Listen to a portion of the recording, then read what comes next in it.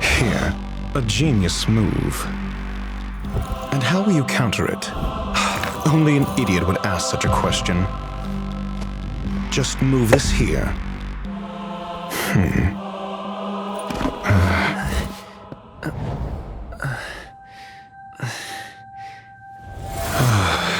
You look distressed. Something the matter? If that's the case, you better get thinking.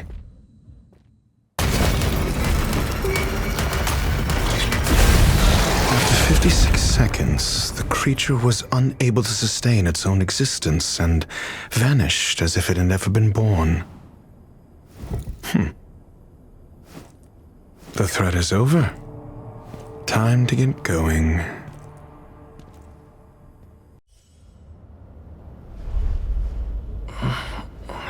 Mr. Scrollum, this was a premeditated attack. Conclusion: their target was the space station, but their strategies are still unknown to us. That's right. Which is precisely why we need him. The last to lay eyes on Herta's puppet before the attack was him.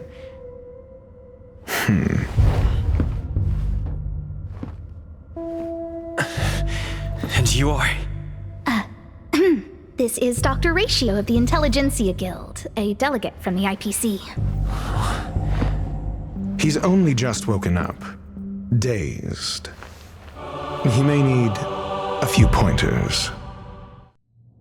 Ah, we cross paths again. Do you remember me? Of course. Why would you? Memory is such a fickle thing, after all. The technology department. Charming little place, isn't it? Madame Yabuli does possess some semblance of competence, but her subordinates? Oof. Oh, they're a riot. Brimming with enthusiasm, yet utterly devoid of intellect. It's as if evolution halted prematurely for them. They want to start some new collaborations with Herta, and have graciously extended an invite for me to play the role of science consultant. It's delightfully amusing. I can't wait to witness firsthand how these geniuses from the so-called Super Smart Club squander the IPC's vast resources. However, this attack was timed a little too well.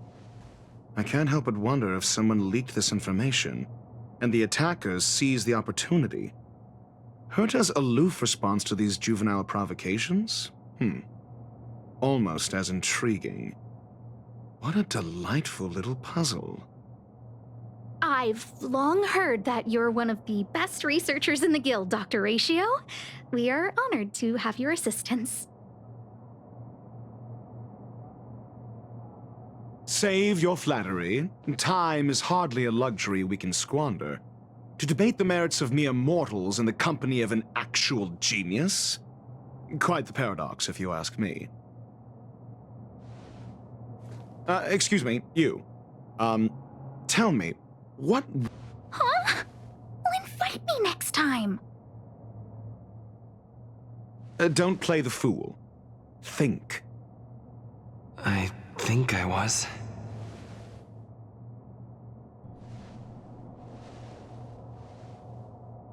I commend your stamina for recounting that interminable tale. You must be exhausted. My ears certainly are. So, to sum it up, the last time you laid eyes on Herta was in her office. She sent you on a wild goose chase for some trinket, the curio, after which you knew nothing else until Lady Asta contacted you. If that's the narrative you're sticking to, then indulge me. Who, pray tell, can substantiate this captivating drama?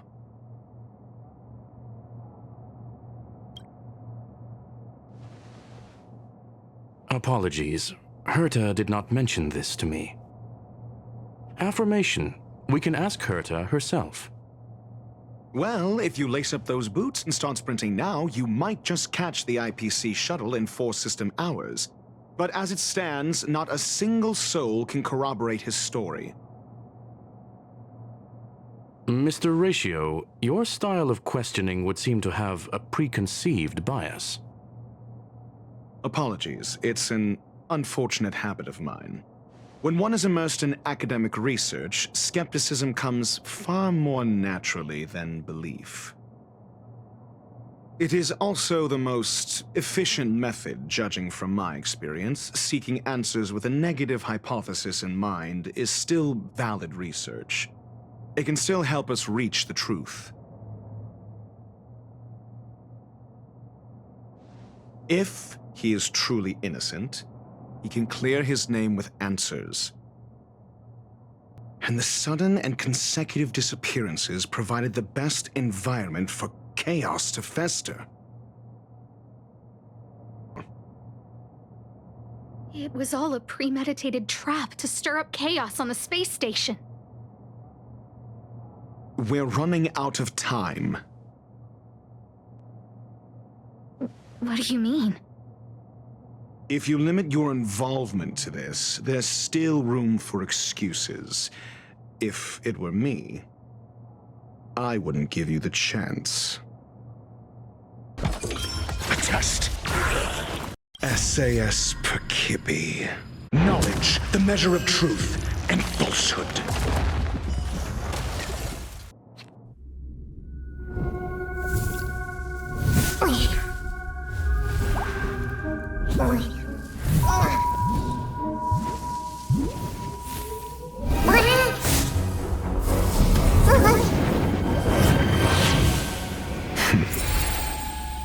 I've been waiting. Fallout from this incident remains. Surely you have plenty of pressing matters to attend to. Or is the safety of the space station beneath your concern? Answer. That is exactly why I came. After all, the principal figure in this whole affair is right here. When did you start to doubt me? Since the beginning, Mr. Ratio. I must say, I'm quite honored, Mr. Screwlum. But do explain, why opt for silent wisdom when you already had the pieces of the puzzle? For curiosity's sake. Affirmation. I made the same decision as you, to accompany and observe. Oh, and when did you become convinced? Objectively speaking, aside from some minor spiritual trauma, no researchers were hurt in this attack, which never aligned with the Annihilation Gang's modus operandi. Logic, a third party saved them. Had I not fortuitously acquired a spark of the phase flame and intervened in Duke Inferno's teleportation, those people would already be space waste, floating past the windows here. You are more candid than I calculated. But still behaving within your calculations, no? One last question, Screwlum. Genius though you are, can you deduce why I did this? I cannot be sure and can only hypothesize. Helping the weak hints at the merciful instinct of a medical doctor, but maintaining a cool, detached observation reveals the strictness of a scholar. And pulling the strings from behind the curtain is akin to laying down the gauntlet to a genius. The ruler of planet Screwlum is indeed well versed in the human mind. It's a pity you're as much in the ivory tower as other geniuses. You still got one thing wrong. To stand aside and observe is the best treatment one can give. There is a disease called foolishness that is harder to cure than any ailment. The path of erudition has neither reason nor logic. While geniuses wander among the stars, the ordinary can't even trace their footsteps. Those less gifted have no choice but to walk alone, enduring a lifetime of tumbles and triumphs. But even a life marked by failure is a life worth living. It is only in moments of solitude and despair, when help is absent, that fools grasp how to pick themselves up. I have a fastidious nature. I cannot stand fools, idiots, or imbeciles. Seeing them fills me with dread.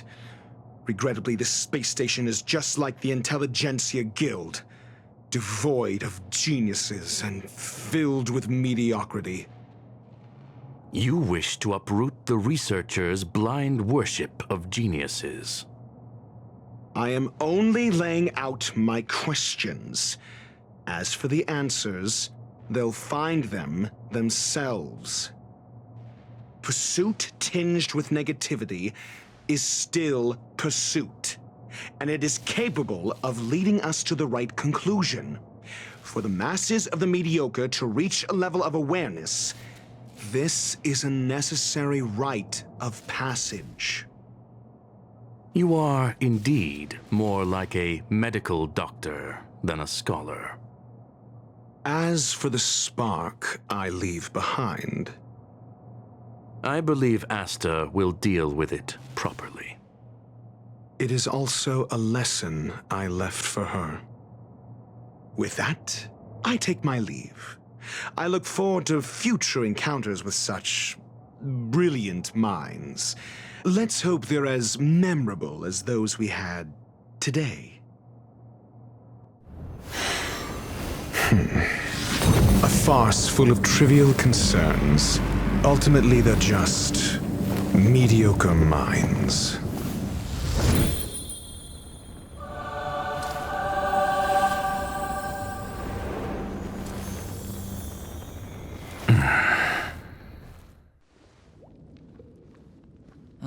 What is it, Ratio? Why the long face? Hey, I just realized, where's that handsome bust of yours? You're late.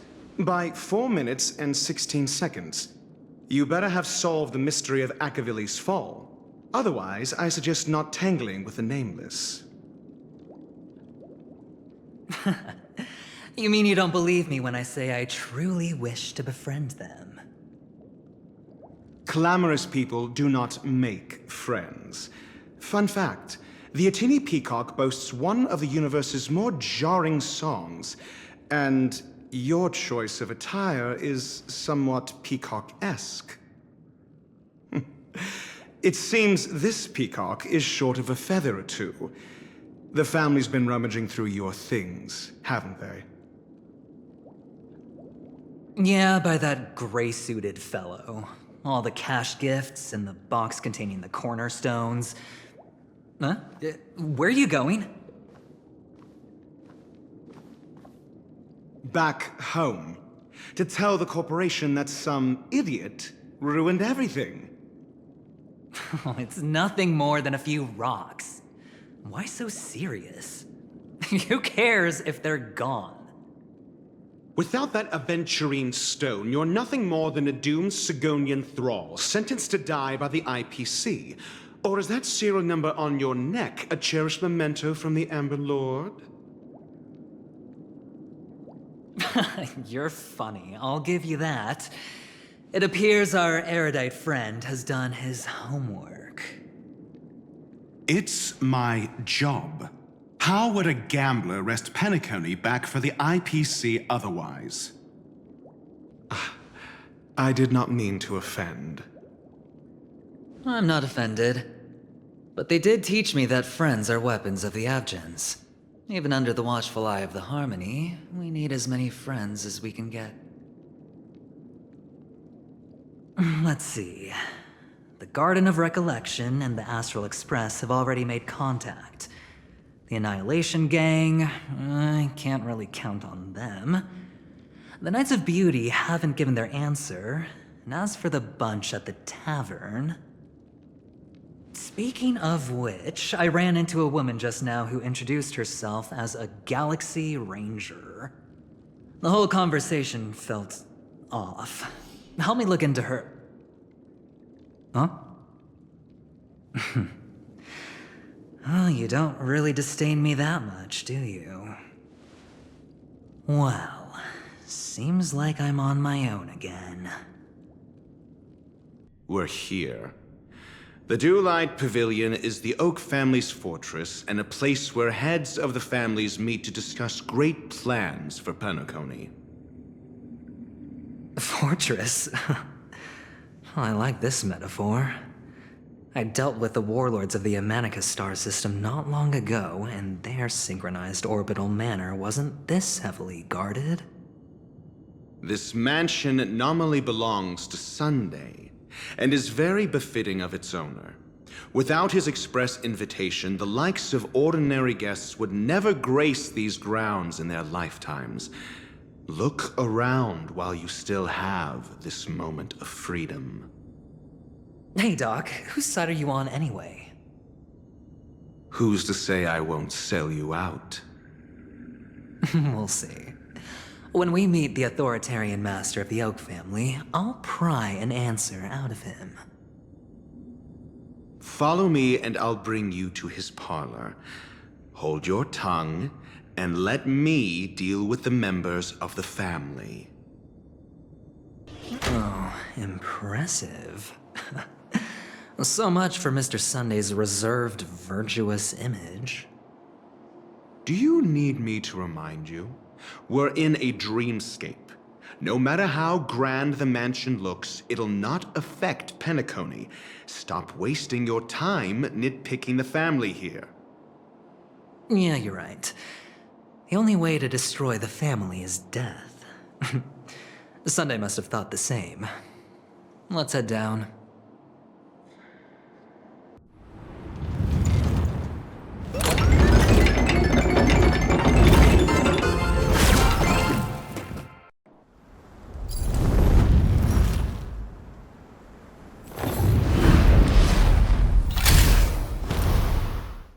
Ah, the charming audacity. To think that you, of all people, might emerge victorious, dear gambler. 3 chips are enough. All or nothing. It seems my puzzles are too effortless for you, IPC Ambassador. I imagine this knowledgeable doctor friend of yours has been of great help, yes? Certainly. You ought to know this better than I do. He's already faithfully fulfilled his duties, hasn't he? The fact that you can decisively forsake the box you asked for? What exactly is stored in it?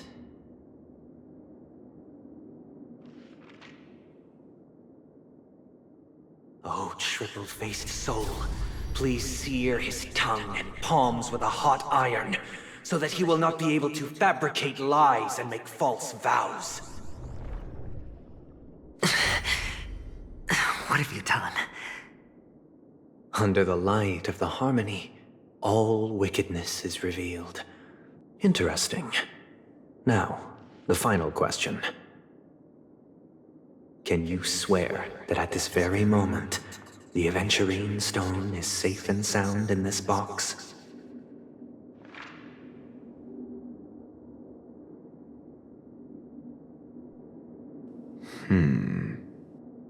Last chance to defend your honor.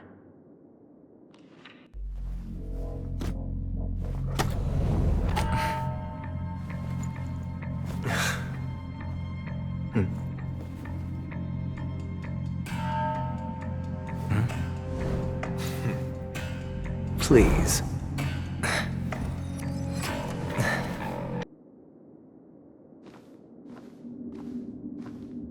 Since you came as promised, learned doctor, does this mean that you are willing to take the side of the family in this farce?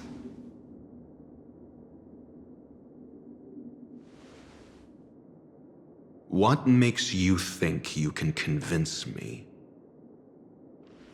I've heard you haven't enjoyed Mr. Aventurine's company. I also understand that you're an avid learner who sees the pursuit of knowledge above all.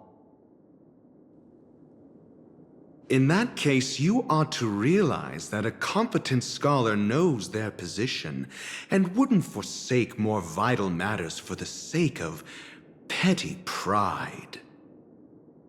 If you agree to assist the family, I'll share our research findings on the Stellaron.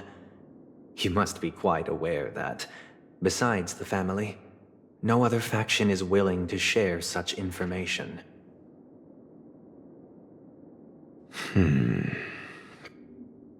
Cut to the chase. What do you need from me? I need Mr. Aventurine's comprehensive plan. Haven't you confiscated his cornerstone? You can't expect a featherless bird to take flight.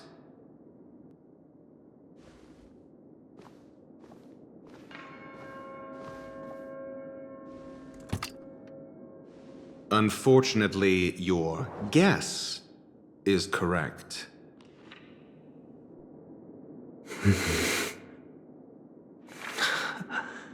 The golden stone.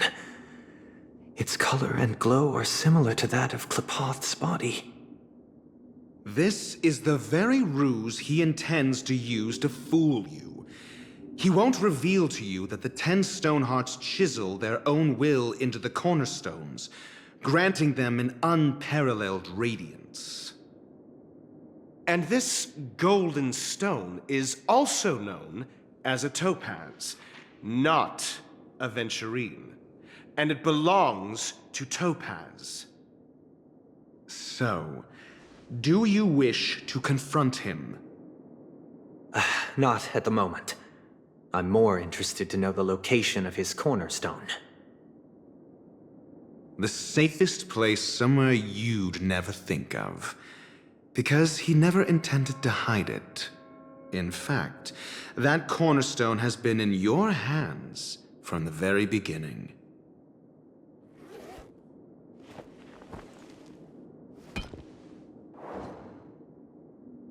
I see. This bag. Mixing a cornerstone, more precious than life itself, with a bunch of worthless jewels, disguised as a gift of money waiting to be confiscated, is indeed in line with Mr. Aventurine's style. Then he makes up some trivial excuse, downplaying the matter, and requests the gift money. This is a gamble, one he's all too familiar with, betting on your single misstep, leading to a total loss. Learned doctor, I am grateful for your help. The family will surely reward a righteous person like you. As for the villain, I hope he retreats in humiliation.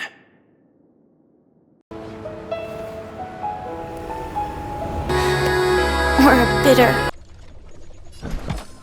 A test. SAS Perkibi. Never stop thinking. Fail. Get out. SAS Perkibi. Knowledge is the measure of all things. It reveals truth and falsehood.